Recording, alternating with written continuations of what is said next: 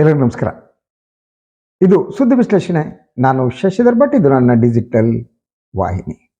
ಇದನ್ನು ಲೈಕ್ ಮಾಡಿ, ಸಬ್ಸ್ಕ್ರೈಬ್ ಮಾಡಿ, ಬೆಲ್ ಐಕಾನ್ನ ಪ್ರೆಸ್ ಮಾಡೋದು ಮರಿಬೇಡಿ.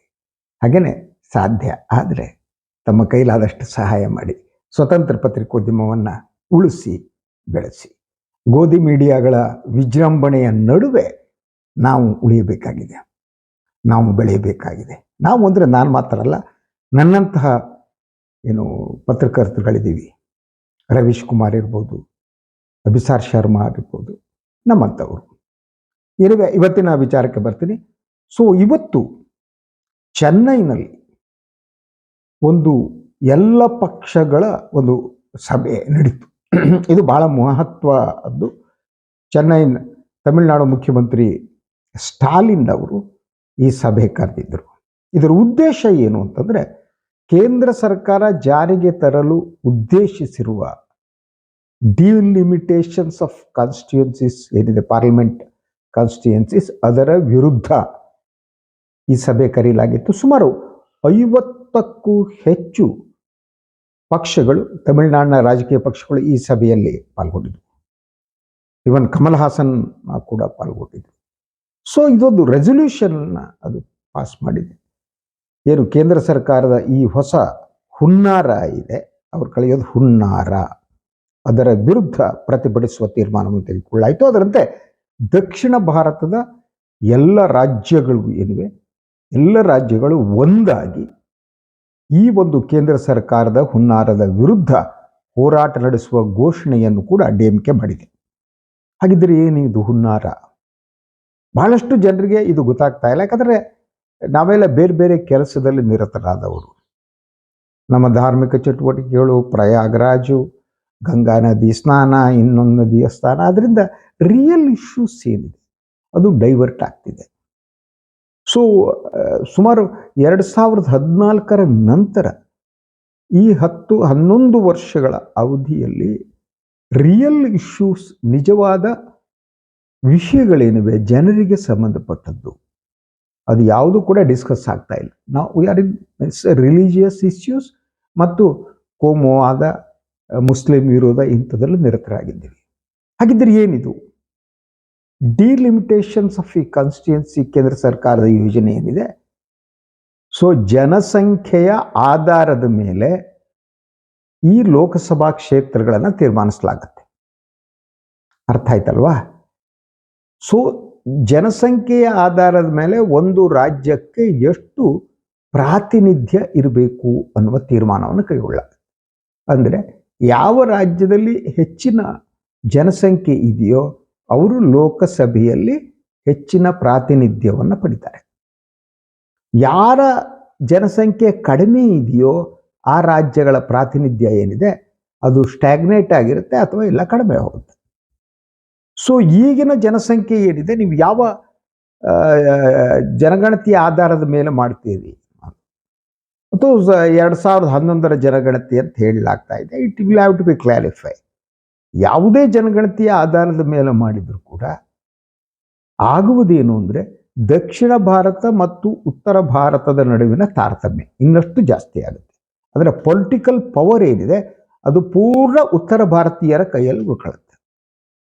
ಅದನ್ನು ನಾನು ನಿಮ್ಗೆ ವಿವರಿಸ್ಬೇಕು. ನಿಮ್ಗೆ ಹೇಗೆ ಅಂದರೆ, ಓವರಾಲ್ ರಿಪ್ರೆಸೆಂಟೇಷನ್ ಏನಿದೆ ಪಾರ್ಲಿಮೆಂಟ್ನಲ್ಲಿ, ಆ ರಿಪ್ರೆಸೆಂಟೇಷನ್ ಉತ್ತರ ಪ್ರದೇಶ, ಬಿಹಾರ, ಮಧ್ಯಪ್ರದೇಶಗಳದ್ದೆಲ್ಲ ಜಾಸ್ತಿ ಆಗ್ತಾ ಹೋಗ್ತದೆ. ಈಗಿರುವ 500 ಚಿಲ್ಲರೆ ಲೋಕಸಭಾ ಕ್ಷೇತ್ರ ಏನಿದೆ ಅದನ್ನು ಮೀರಿ ಸುಮಾರು 800 ಹತ್ತಿರ ಹೋಗುತ್ತೆ ಅಂತ ಹೇಳಲಾಗ್ತಾ ಇದೆ. ಅದು ಹೋದಾಗ ಅಷ್ಟು ಹೊಸ ಪ್ರಾತಿನಿಧ್ಯಗಳು ಏನಿದೆ ಅದು ದಕ್ಷಿಣ ಭಾರತಕ್ಕೆ ಸಿಗ್ತಾನೆ ಇಲ್ಲ. ಪೂರ್ಣ ಈ ಹೆಚ್ಚಾಗುವ ಸುಮಾರು 100ರಷ್ಟು ಸ್ಥಾನಗಳನ್ನು ನೀವು ಹೆಚ್ಚಾಗುತ್ತೆ ಅಂದರೆ ಅದೆಲ್ಲ ಹಿಂದಿ ಹಾರ್ಟ್ಲ್ಯಾಂಡ್ನಲ್ಲಿ ಆಗುತ್ತೆ. ಅದರಿಂದ ನೀವು ಪಾರ್ಲಿಮೆಂಟ್ನಲ್ಲಿ ದಕ್ಷಿಣ ರಾಜ್ಯಗಳ ರಾಜಕೀಯವಾಗಿ ಶೂನ್ಯ ಆಗ್ಬಿಡ್ತಾರೆ. ಏನು ಧ್ವನಿನೂ ಇರಲ್ಲ, ಏನು ಮಾತಾಡೋಕ್ಕೋಗಲ್ಲ, ಯಾಕಂದರೆ ಬಲನೇ ಇರಲ್ಲ. ಈಗ ಉತ್ತರ ಭಾರತದವರ ಈ ದಬ್ಬಾಳಿಕೆ ಏನಿದೆ ದಕ್ಷಿಣ ಭಾರತದ ಮೇಲೆ ಅದು ಇನ್ನಷ್ಟು ಬಲವಾಗುತ್ತೆ. ಅವರ ಭಾಷೆ, ಸಂಸ್ಕೃತಿ ಪ್ರತಿಯೊಂದು ಕೂಡ ಉತ್ತರ ಭಾರತ ಏನಿದೆ ಅದೇ ಭಾರತ ಅನ್ನುವ ಒಂದು ವಾತಾವರಣ ಸೃಷ್ಟಿಯಾಗುತ್ತೆ. ಹಿಂದಿ ಒಂದೇ ಭಾಷೆ. Not only that, politics everything will be controlled by these States ಅಂತ. ಸೌತ್ ಯಾಕೆ ಅಂದರೆ ನೀವು ದಕ್ಷಿಣ ಭಾರತದ ರಾಜ್ಯಗಳೇನಿವೆ, ಕರ್ನಾಟಕ, ತಮಿಳುನಾಡು, ಆಂಧ್ರ ಪ್ರದೇಶ, ತೆಲಂಗಾಣ, ಕೇರಳ, ಈ ರಾಜ್ಯಗಳು ಜನಸಂಖ್ಯಾ ನಿಯಂತ್ರಣವನ್ನು ಮಾಡಿ ಅಭಿವೃದ್ಧಿಯ ಪಥದಲ್ಲಿ ಮೇಲಕ್ಕೆ ಹೋಗಿವೆ. ಸೊ ಈ ದಕ್ಷಿಣ ರಾಜ್ಯಗಳ ಅಭಿವೃದ್ಧಿ ಏನಿದೆ, ಆ ಅಭಿವೃದ್ಧಿಯಲ್ಲಿ ಸುಮಾರು 10% ಅಷ್ಟು ಉತ್ತರ ಭಾರತದಲ್ಲಿಲ್ಲ. They are backward states. ಅಲ್ಲಿ ವರಮಾನನೂ ಇಲ್ಲ. ಈಗ GST ಬಂದ ಮೇಲೆ ಸೊ ದಕ್ಷಿಣ ಭಾರತದ ಜನ ಕೊಡುವ ತೆರಿಗೆ ಹಣ ಏನಿದೆ ಅದು ಉತ್ತರಕ್ಕೆ ಅತಿ ಜಾಸ್ತಿ ಹೋಗ್ತದೆ. ಈಗ ನಮ್ಮ ಕರ್ನಾಟಕದ ಉದಾಹರಣೆ, ಕರ್ನಾಟಕದಲ್ಲಿ ಸಂಗ್ರಹವಾಗುವ ತೆರಿಗೆ ಹಣ ಬೆಂಗಳೂರಿನಲ್ಲಿ ಅದರ ಬಹುಪಾಲು ಉತ್ತರ ಪ್ರದೇಶಕ್ಕೆ ಸಿಗ್ತಾ ಇದೆ. ಯೋಗಿ ಆದಿತ್ಯನಾಥ್ಗೆ, ಅವ್ರ ಗ್ಯಾಂಗಿಗೆ, ಅವರು ಅದನ್ನು ಪ್ರಯಾಗರಾಜ್ ಇಂಥ ದೇವಸ್ಥಾನ ಕಟ್ಟೋದು, ಇನ್ನೊಂದು ಮಾಡೋದು, ಇನ್ನೊಂದರಲ್ಲಿ ಮಾಡ್ತಿದ್ದಾರೆ. ಸೊ ಡೆವಲಪ್ಮೆಂಟ್ ಅಭಿವೃದ್ಧಿ ಆಗುವುದು ಯಾವುದೂ ಇಲ್ಲ. ಈಗ ಇದಾದ ಮೇಲೆ ಸೊ ಉತ್ತರ ಪ್ರದೇಶದ 80 ಸ್ಥಾನ ಏನಿದೆ, ಇಟ್ ವಿಲ್ ಕ್ರಾಸ್ 90 ಅಂತ. ಅಂದರೆ ನೀವು ಯಾವುದೇ ಒಂದು ರಾಜಕೀಯ ಪಕ್ಷ ಉತ್ತರ ಪ್ರದೇಶ್, ಮಧ್ಯಪ್ರದೇಶ್ ಮತ್ತು ಬಿಹಾರದಲ್ಲಿ ಅವರು ಅತಿ ಹೆಚ್ಚಿನ ಸ್ಥಾನ ತಗೊಂಡ್ರೆ ಅವರು ಅಧಿಕಾರದಲ್ಲಿ ಇರ್ತಾರೆ. ಇದು ಎಂಥ ಹುನ್ನಾರ ಅಂದರೆ, ಈ ಹಿಂದಿ ಹಾರ್ಟ್ಲ್ಯಾಂಡ್ನಲ್ಲಿ BJP ಈಸ್ ಪವರ್ಫುಲ್. BJP ಏನಿದೆ, BJPಯನ್ನು ಶಾಶ್ವತವಾಗಿ ಅಧಿಕಾರದಲ್ಲಿ ಕೂಡಿಸುವ ಅತಿ ದೊಡ್ಡ ಷಡ್ಯಂತರ ಇದು. ಅತಿ ದೊಡ್ಡ ಷಡ್ಯಂತರ. ದಕ್ಷಿಣ ಭಾರತವನ್ನು ಸಾಂಸ್ಕೃತಿಕವಾಗಿ ಈಗಾಗಲೇ ಮೆಟ್ಟುವ ಯತ್ನ ನಡೀತಾ ಇದೆ. ಭಾಷೆ ಸಾಯ್ತಾ ಇದೆ, ಭಾಷೆಯನ್ನು ಕೊಲ್ತಾ ಇರಲಾಗಿದೆ. ಕನ್ನಡ, ತಮಿಳು, ತೆಲುಗು, ಮಲಯಾಳಿ, ಈ ಭಾಷೆಗಳನ್ನು ಹತ್ತಿಕ್ಕುವ ಮೂಲಕ ಆ ಸಂಸ್ಕೃತಿಯನ್ನು ಹತ್ತಿಕ್ಕುವುದು ಮತ್ತು ಹಿಂದಿ ಸಂಸ್ಕೃತಿ ಏನಿದೆ, ಉತ್ತರ ಪ್ರದೇಶ್, ಬಿಹಾರ್ ಸಂಸ್ಕೃತಿ ಏನಿದೆ, ಅದನ್ನು ದಕ್ಷಿಣಕ್ಕೂ ವ್ಯಾಪಿಸುವಂತೆ ಮಾಡಿ. ಇದು ಅತಿ ದೊಡ್ಡ ಹುನ್ನಾರ ಅಂತ. ಈ ಹುನ್ನಾರದ ವಿರುದ್ಧ ತಮಿಳುನಾಡು ಪ್ರಥಮ ಬಾರಿಗೆ ಎಚ್ಚರಗೊಂಡಿದೆ. ಸ್ಟಾಲಿನ್ ಅವರು ಎಚ್ಚರಗೊಂಡಿದ್ದಾರೆ. ಅದರ ಜೊತೆಗೆ ಎಲ್ಲ ರಾಜಕೀಯ ಪಕ್ಷಗಳು, ಬಹುತೇಕ ರಾಜಕೀಯ ಪಕ್ಷಗಳು ಇವತ್ತಿನ ಸಭೆಯಲ್ಲಿ ಪಾಲ್ಗೊಂಡಿದ್ದು. ಸೊ ಇದು BJP ಮಾತ್ರ ಇದು ತಪ್ಪು ಅಭಿಪ್ರಾಯ ಅಂತ ಹೇಳ್ಕೊಂಡು ಸಭೆಯಿಂದ ಹೊರಗೆ ಉಳಿದಿತ್ತು. ಯಾವುದು ತಪ್ಪು ಅಭಿಪ್ರಾಯ? ಸೊ ಈ ವಿಚಾರ ಪ್ರಸ್ತಾಪಕ ಬಂದ ಮೇಲೆ ಕೇಂದ್ರ ಗೃಹ ಸಚಿವ ಅಮಿತ್ ಶಾ ಅವರು ಒಂದು ಹೇಳಿಕೆಯನ್ನು ನೀಡಿದರು. ತಾವೆಲ್ಲ ಗಮನಿಸಿರ್ಬೋದು ಆ ಹೇಳಿಕೆಯನ್ನು. ಏನು ಹೇಳಿದರು ಅವರು ಹೇಳಿದ್ದು, ತಮಿಳುನಾಡಿನ ರಿಪ್ರೆಸೆಂಟೇಷನ್ ಏನಿದೆ ಅದು ಕಡಿಮೆ ಆಗಲ್ಲ, ಈಗಿರುವಷ್ಟು ಸ್ಥಾನ ಇರುತ್ತೆ ಅಂತ.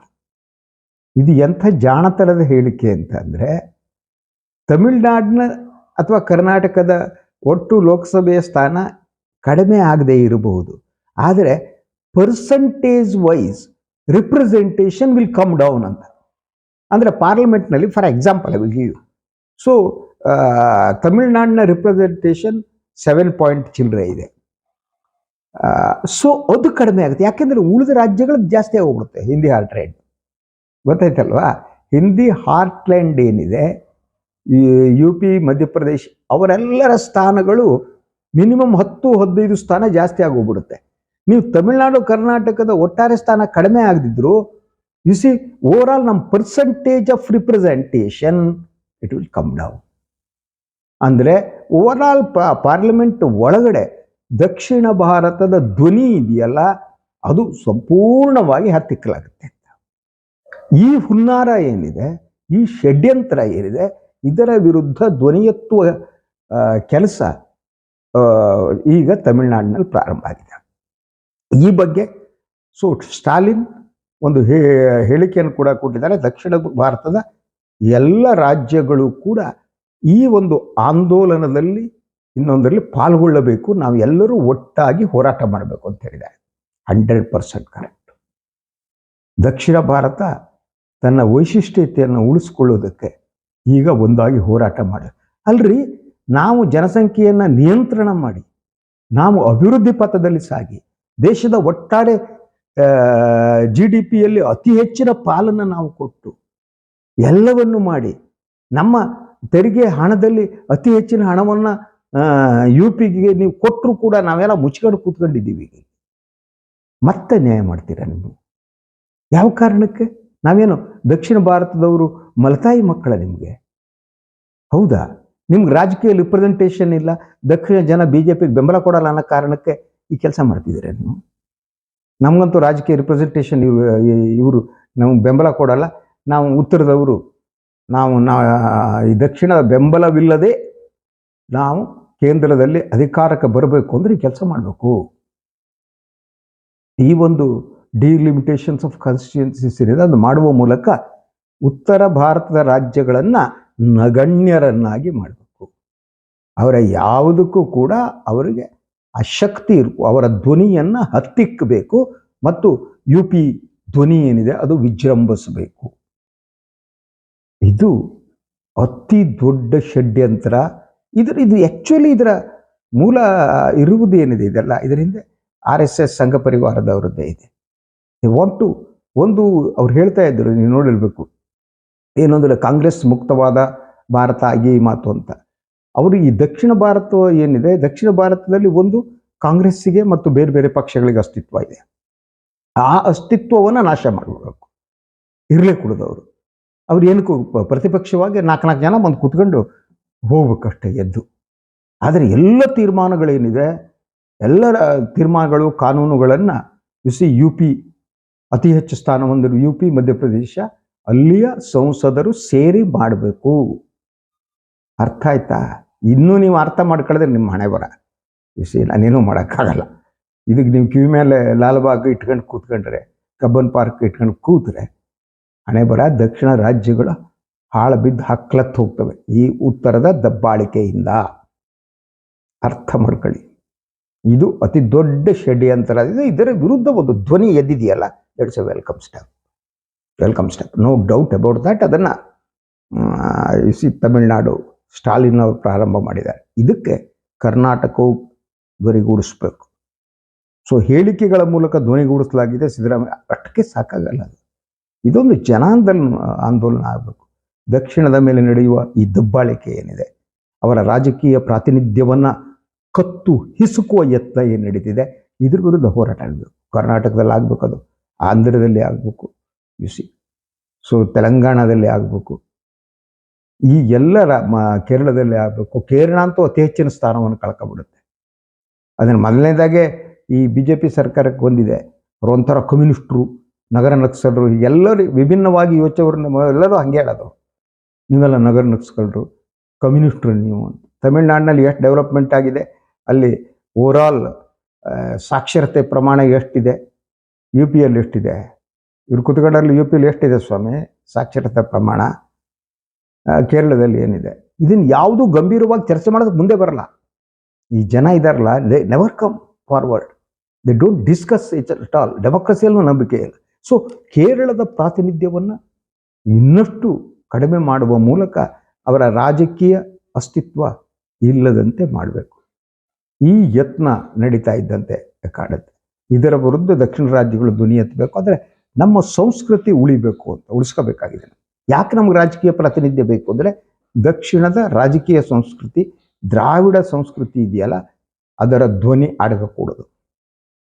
ಕನ್ನಡ ಸಂಸ್ಕೃತಿ, ತಮಿಳು ಸಂಸ್ಕೃತಿ, ಮಲಯಾಳಂ ಸಂಸ್ಕೃತಿ, ತೆಲುಗು ಸಂಸ್ಕೃತಿ, ಇವೆಲ್ಲ ವಿಭಿನ್ನವಾದ ಸಂಸ್ಕೃತಿಗಳು, ಅತಿ ಸುದೀರ್ಘವಾದ ಇತಿಹಾಸ ಇರೋದು. ಈ ಭಾಷೆಗಳಿಗೆ ಕೂಡ ಅಷ್ಟೇ. ಹಿಂದಿ ಭಾಷೆ ಇದೆಯಲ್ಲ, ಅದಕ್ಕೆ ಇತಿಹಾಸನೇ ಇಲ್ಲ. ಆ ಕಾವ್ಯ ಕೂಡ ಸರಿಯಾದ ಕಾವ್ಯ ಇಲ್ಲ. ಯಾಕೆ ಭಜನೆ ಅವರಷ್ಟೇ, ಭಜನೆ ಜನ ಜೈ ಜೈ ರಾಮ್ ರಾಮ್ ಜೈ ಜೈ ಜೈ ಜೈ ಜೈ ಜೈ ಅಂದ್ಕೊಂಡು ಕೂತ್ಕೊಳ್ಳೋ ಜನ. ಹಿಂದಿ ಭಾಷಾ ಸಾಹಿತ್ಯ ಕೂಡ ಚೆನ್ನಾಗಿಲ್ಲ. ಸೊ ಆದರೆ ಹಿಂದಿ ಸಿನಿಮಾ ಬಂದಮೇಲೆ ಕೆಲವು ಸ್ವಲ್ಪ ಬಿಟ್ಲಿಗೆ ಕಾವ್ಯದಲ್ಲಿ ಹಾಡುಗಳಲ್ಲಿ ಆ ಕಾಲದಲ್ಲಿ ಬಂದಿದೆ, ಅದು ಬಿಟ್ಟರೆ ಇಲ್ಲ. ಸೊ ಎನಿವೆ, ಇದಾಗಿತ್ತು ಇವತ್ತಿನ ಸುದ್ದಿ ವಿಶ್ಲೇಷಣೆ. ಇನ್ನೊಂದು ವಿಚಾರದೊಂದಿಗೆ ಮತ್ತೆ ಬರ್ತೀನಿ. ನಾನು ವಾಯಿನ್ ಲೈಕ್ ಮಾಡಿ, ಸಬ್ಸ್ಕ್ರೈಬ್ ಮಾಡಿ, ಬೆಲ್ ಐಕಾನ್ನ ಪ್ರೆಸ್ ಮಾಡೋದಕ್ಕೆ ಮಾಡಿಬಿಡಿ. ಹಾಗೆ ಸಾಧ್ಯ ಆದರೆ ಸಹಾಯ ಮಾಡಿ. ತಮ್ಮೆಲ್ಲರ ಪ್ರೀತಿ ನನ್ನ ಮೇಲೆ ಇರಲಿ. ನಮಸ್ಕಾರ.